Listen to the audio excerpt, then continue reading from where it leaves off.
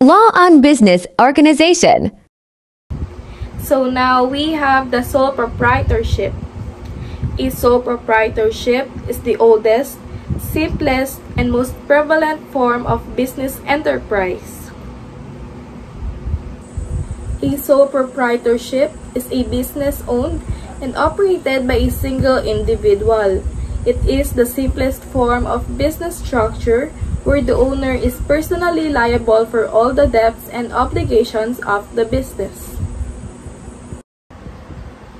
And now, here are the obligations of sole proprietor. First, it is to secure license and business permits. Second, to register the business name. Third, to pay tax. And fourth, to pay personally all debts and obligations of the business.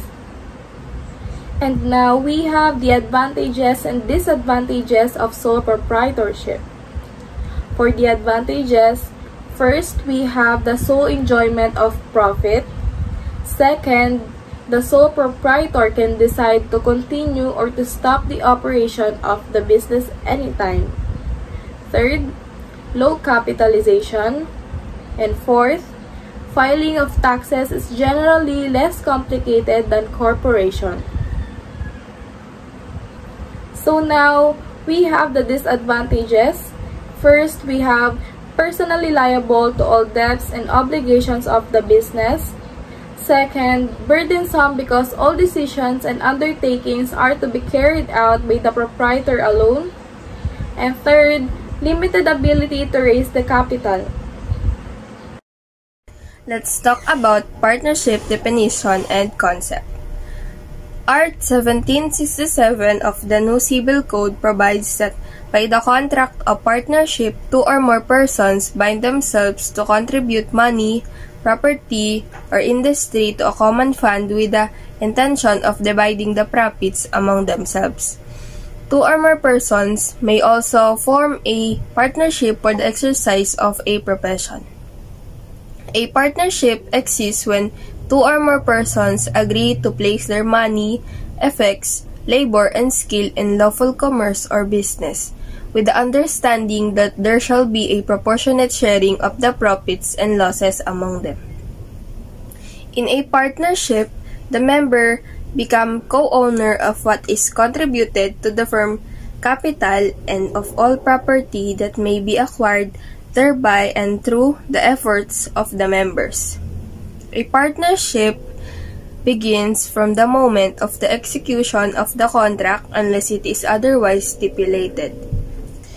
Overall, partnerships are a popular form of business structure that offers shared ownership, shared risk, and mutual collaboration among partners to operate a business and achieve common objectives.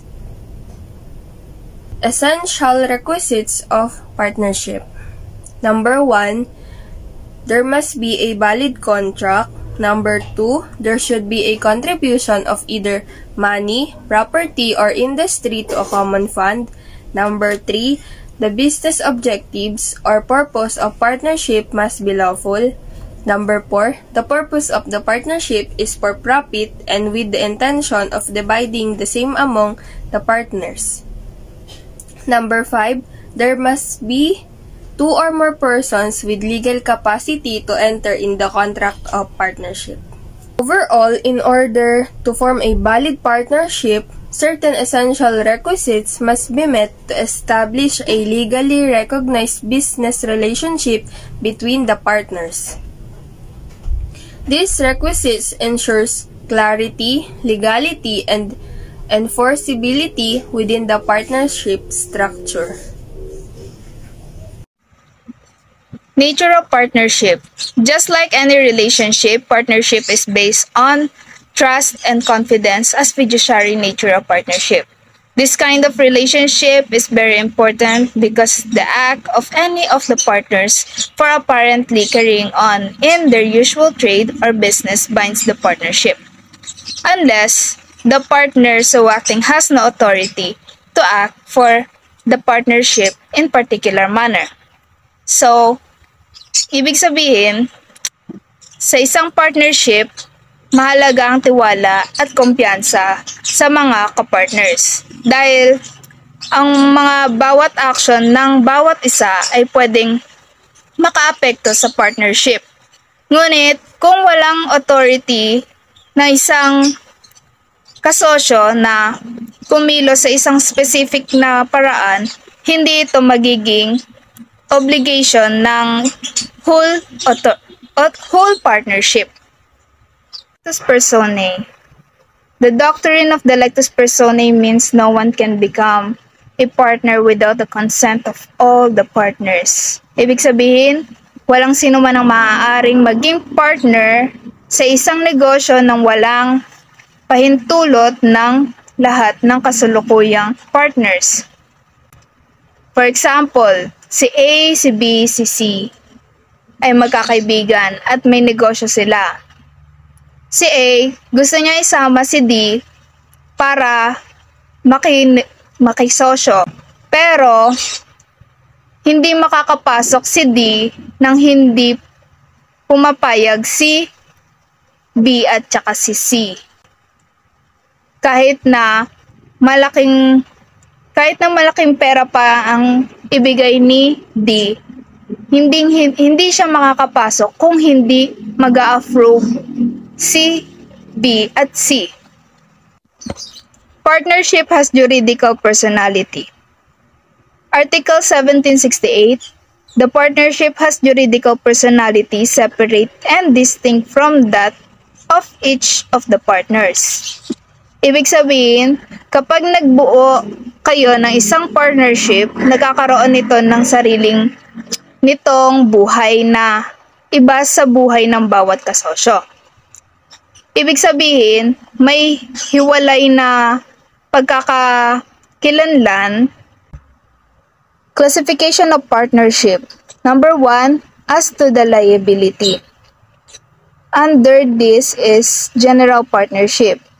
A partnership where all the partners are general partners who are liable to the extent of their separate property after the partnership assets have been exhausted. For example, imagine a small law firm with 3 partners. In that firms, it accrues a debt that cannot be paid off with its asset. So, each partner is personally responsible for the remaining amount owed in the debts. Letter B. Limited partnership.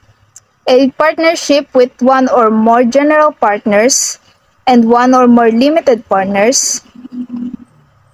In limited partnership, the general partner will be held liable beyond his contribution, while a limited partner is, however, liable only to the extent of his contribution. For example, considering a real estate development project where one partner managed the day-to-day operation, that is the general partner, and the other investors provide capital but have no involvement in management, that is the limited partner. If the project incurs a debt beyond its asset, only the general partner's personal assets are at risk, while the limited partners are only liable for the amount that they invest in the project. Number 2, as to duration. Letter A, partnership at will. Is a partnership without a fixed duration set by the partners. It may be terminated depending upon the will of the partners. Meaning, the partnership can end at any time if any partners wishes to terminate it, with no formal notice or agreement is required to dissolve the partnership. Partnership for a specific period is a partnership which is agreed upon to exist only for a specific term or period, or for the accomplishment of a particular undertaking. Meaning, the partnership has a specified date or condition for its termination. Once the designated period or objective is completed, the partnership is considered terminated even without formal dissolution. So let's talk about the forms of partnership. So first is, what is partnership? Partnership is like an agreement between people. It becomes official when everyone involved agrees on it, whether they talk about it or write it down. This agreement can be spoken or written on paper, so as soon as everyone agrees, the partnership is formed. However, there are situations where the contract of partnership must be in special form for its validity. So why do we need a special form of contract? First, to provide a legal clarity. Having a legal clarity, mas mapoprotektahan nito yung rights ng each party at mas maiiwasan ang unnecessary legal complications. Also, to protect the interests of all parties involved. Of course, having a clear and shared understanding of the terms of their agreements, mas mamiminimize nito ang conflicts at mas ma-enhance ang cooperation na magiging start ng solid foundation. So we have here 3 situations where we use the special forms of contract. First is if the property contributed is an immovable or real right like land commercial property and residential property. The contract of partnership must be writing in a public document. Take note that each contract must be notarized. Second is if the partnership has capital of 3,000 pesos or more in money or property, the contract must be in a public instrument and must be recorded in the Office of Securities and Exchange Commission or SEC. Third is, in case of limited partnership, the law provides that the parties must be signed and swear to a certificate and that the word limited or LTD must be added in their partnership names. So now, let's talk about the 6 classifications of partners. First is capitalist partner. What is a capitalist partner? Capitalist partner is the one that contributes capital, can be property of land. A capitalist partner is not exempt to any losses. Any stipulation to contrary is void. So meaning, if may financial losses man na mangyari sa business, sila yung unang nagsasuffer dito. At walang law na nakakapag-stop doon. A capitalist partner cannot engage in another business which is of the same kind of business of the partnership. Meaning, hindi siya pwedeng makisali sa ibang business na same sa business tinatayo niya ng kanyang partnership. Unless may agreement na nagsasabing pwede or nagkasundo sila ng partnership niya at pinayagan siya. If the capitalist partner still violates the rule, then any profits that he obtained from his transaction shall be brought to the common funds. At kung meron pa siyang losses na nagawa bukod sa violates niya, sarili niyang pera na yung gagamitin niya doon. The capitalist partner shall receive a share in the profit equivalent to the amount stipulated.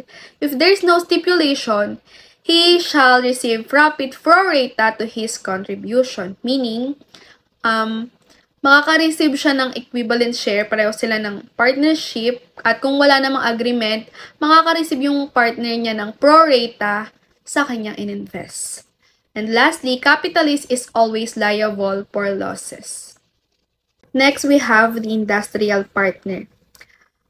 Kung sa capitalist, sila yung sa capital, dito naman, sila yung nag-invest ng skills or industry. An industrial partner cannot engage in business for himself unless the partnerships expressly permits him to do so. Meaning, dito naman, di siya pwedeng magtayo ng sarili niyang business unless pinapayagan siya ng partner niya. Kasi if lumabag man siya dito, magiging advantage siya ng partner niya at pwede siyang kasuhan. Second, we have, as for the profits, the industrial partner shall receive such share as may be just equitable under the circumstances. An industrial partner shall not be liable for the losses. Bakit? Dahil ang ini-invest dito is more on skills, hindi money. Kaya, kapag may nangyari mang financial loss, hindi siya liable. While an industrial partner is not liable for losses, he or she, however, be liable for any liabilities incurred by the partnership from their creditors. Dito naman, hindi nga siya liable sa mga financial losses na mangyari sa company nila. Pero kung meron silang agreement, may inutangan sila, pareho nilang inutang yun ang kanyang partner, may karapatan siyang magbayad dun. Dahil pareho silang nagkasundo dun. The third is capitalist industrial partner. Capitalist industrial partner are the one that contributes both capital and industrial.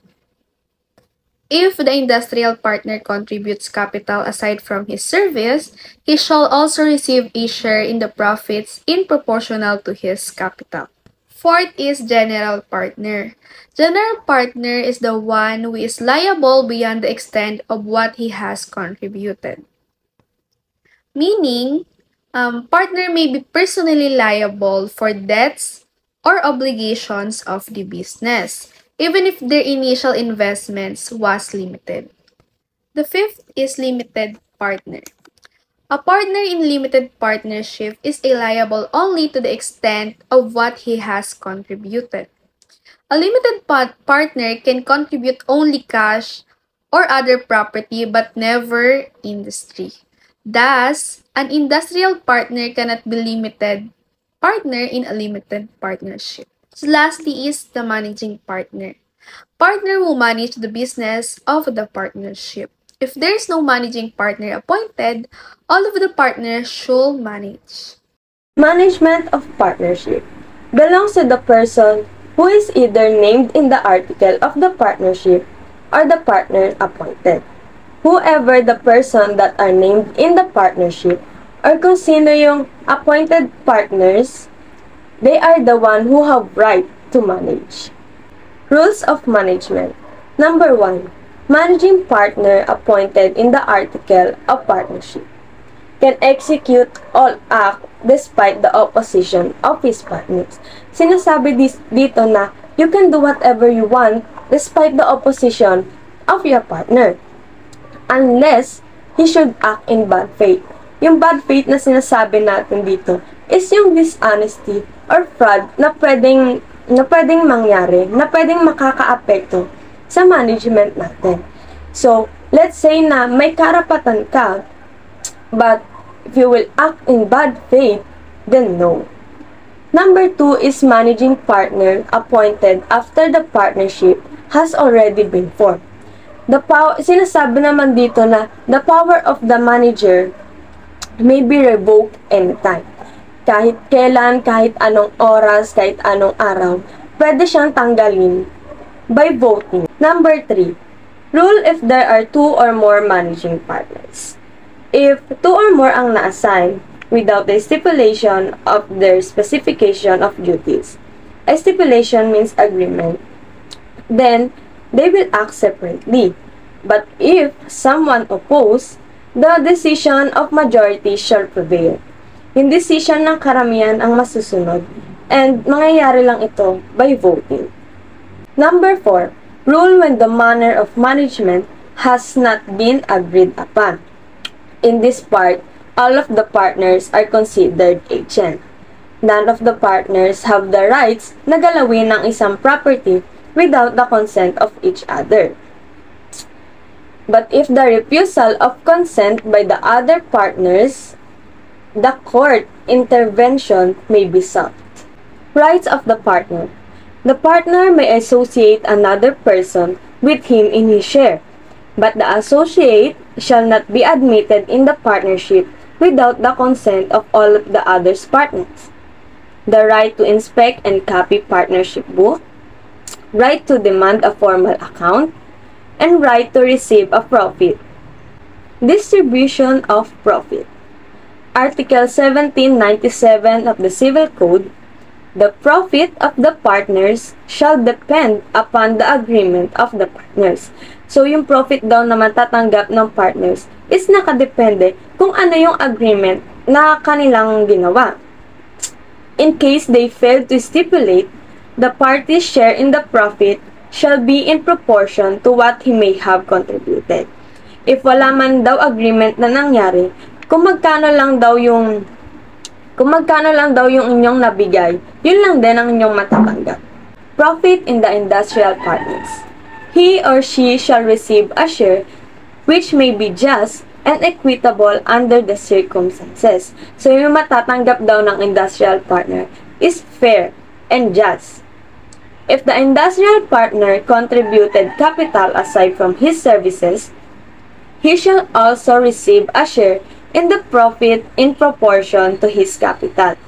If kung nag-contribute daw siya ng capital, yung matatanggap niyang profit is appropriate based on the capital he contributed. So now, let us discuss the distribution of losses. So, nangyayari itong mga cases na to once na malugi o kaya naman malubog sa utang yung isang business. The losses shall be distributed in conformity with the agreement.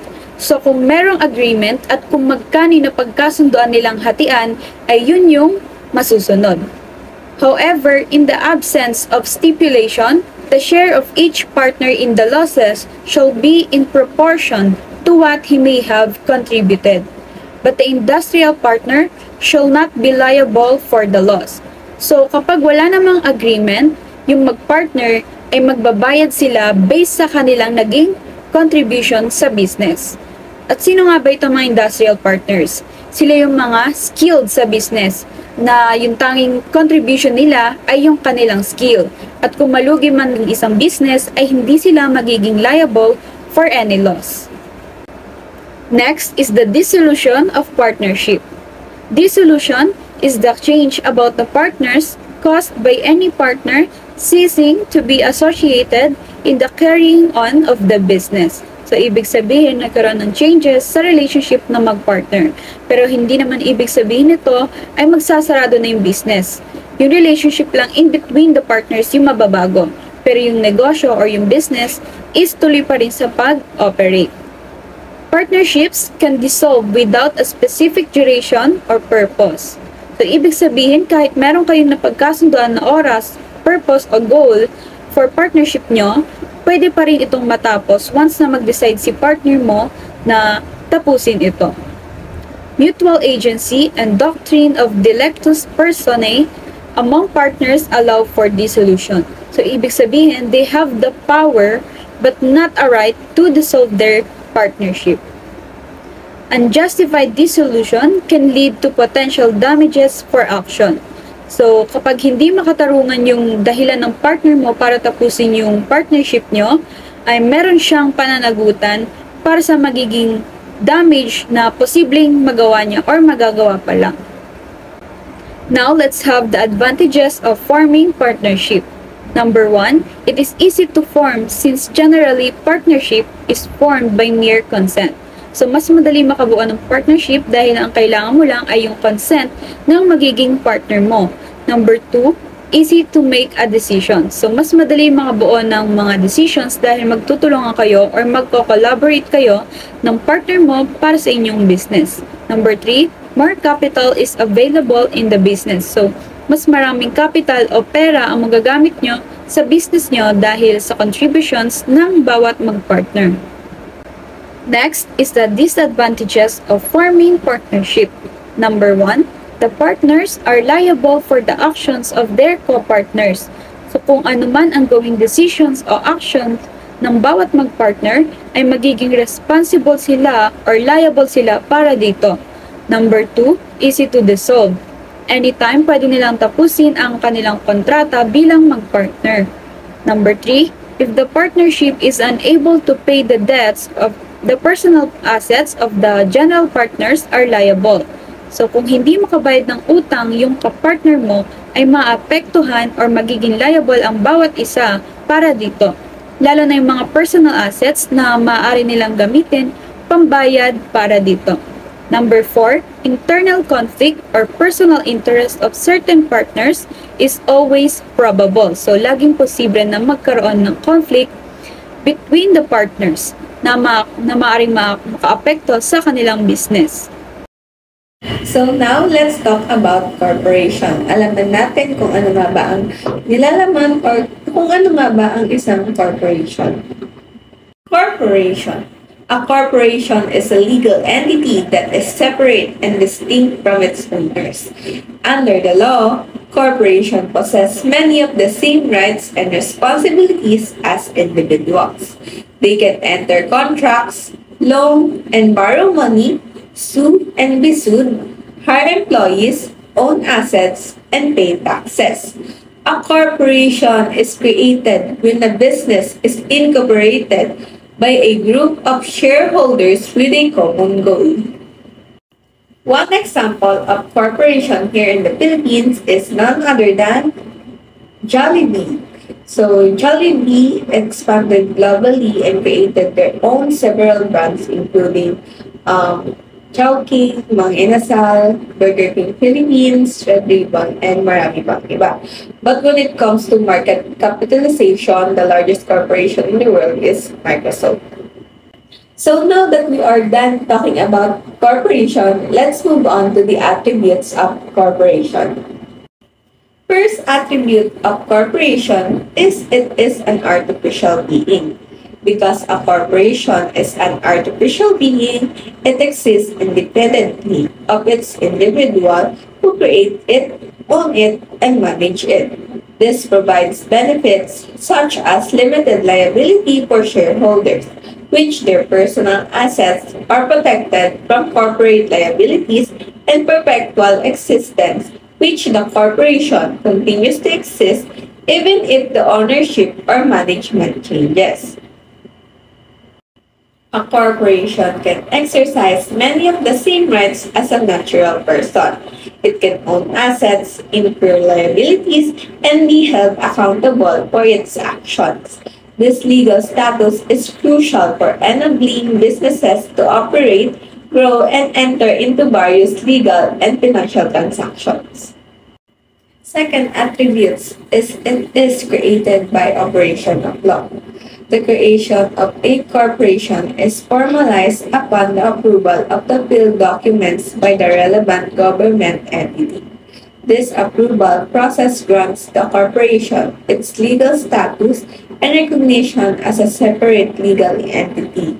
The corporation only exists because the law allows it to be formed and recognize its existence.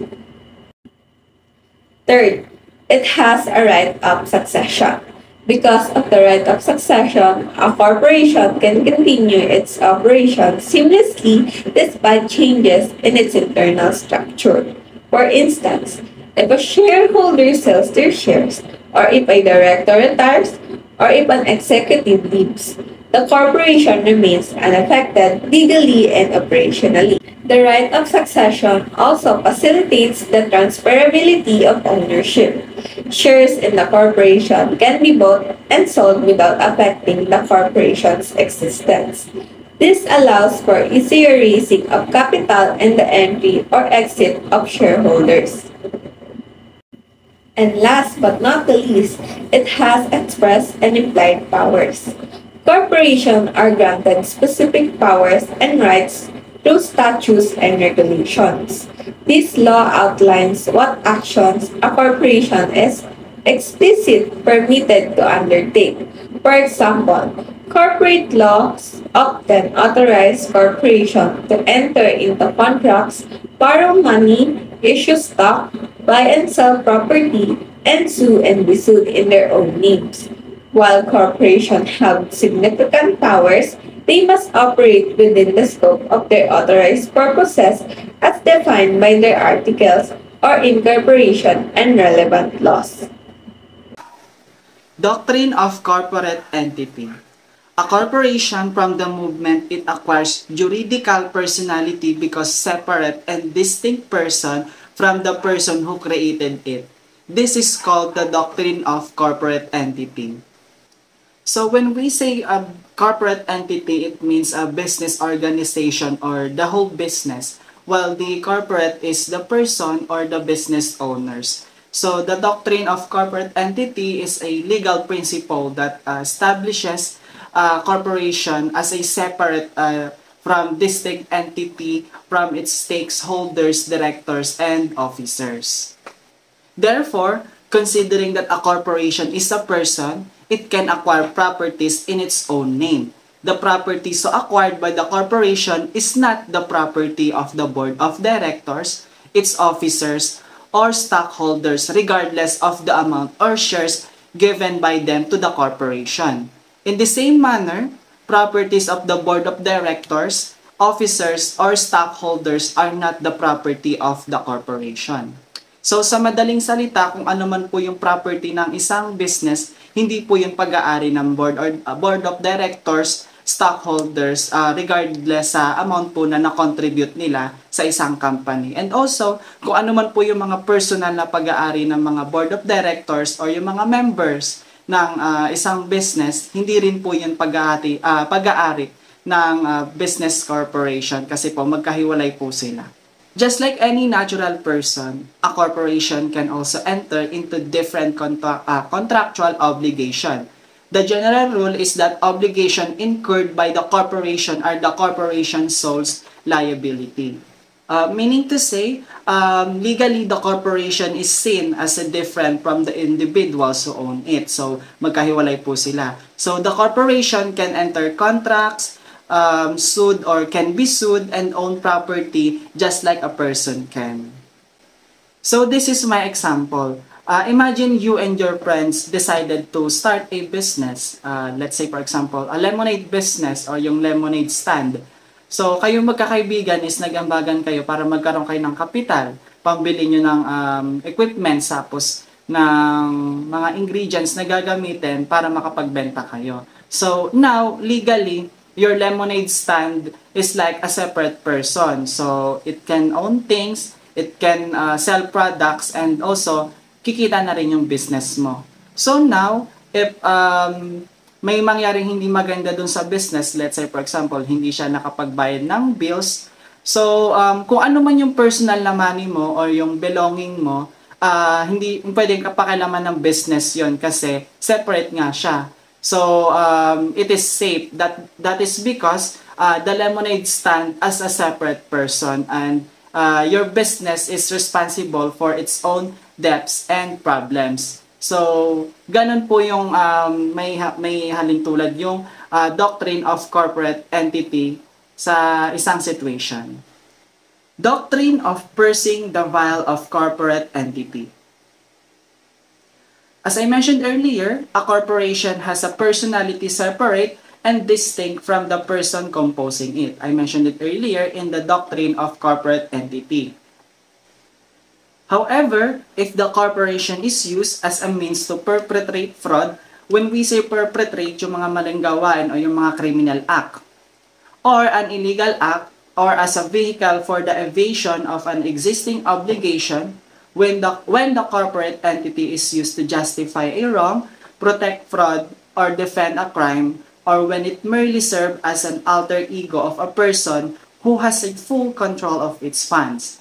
The corporate entity that separates the board, officers, or stockholders of the corporation shall be pierced. This is the doctrine of piercing the veil of corporate entity.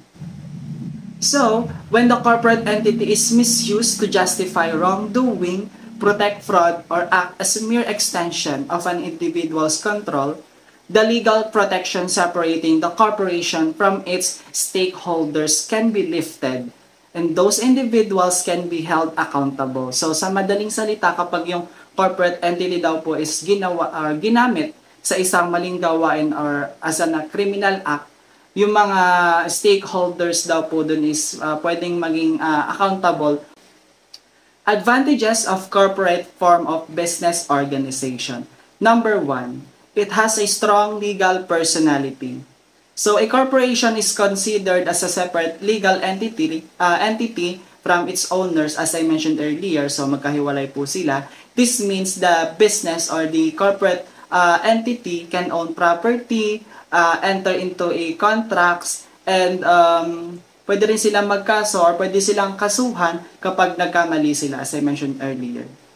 Number 2, free transferability of shares. So, sa madaling salita po, yung share po ng corporation ay pwedeng mabenta or maibenta ng mabilis without affecting the corporation's operation. So, this makes it easier for investors to join or leave the company. Number 3, centralized management. So, ang corporation daw po is being managed from board of directors, which means yung mga board of directors or yung mga nakakataas is sila yung parang mas may power to make a decision. So, this separates management from the ownership, allowing for professional management. Limited liability. So ito nga po yung example ko kanina, kung magka-problema man po yung isang company, lahat po ng mga personal belonging or yung personal money ng mga members ng isang business organization is safe po and hindi po yun pwedeng galawin. Number 5, it has perpetual existence unless its articles of incorporation provides otherwise. So sa madaling salita, ang corporation daw po is magko-continue pa rin ang pag-operate kahit na yung mga owner or yung manager nito ay mabago. And it can go indefinitely unless it is legally dissolved. So let's move on to the disadvantage of corporate form of business organization.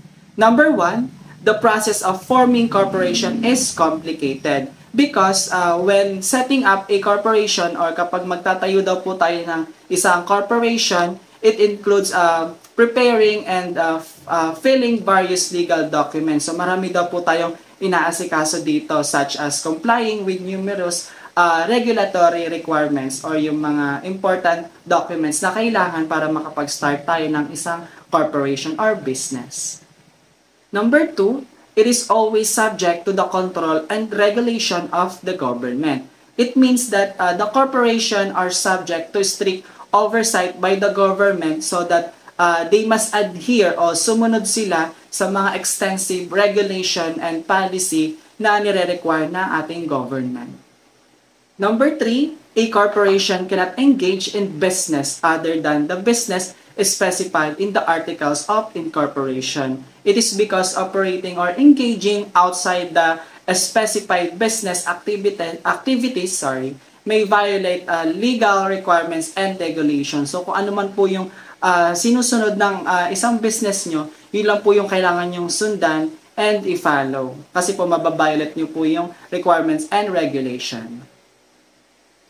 And lastly, number 4, minority stockholders generally have no say in the operation of the corporation. So, the board of directors elected by shareholders, sila po yung pinakamataas and makes important decision regarding the corporate strategy. While yung mga minority stockholders, sila po yung mga wala masyadong say sa company and ginagawa lang po nila is sumunod and mag-comply sa mga rules and regulation ng isang company.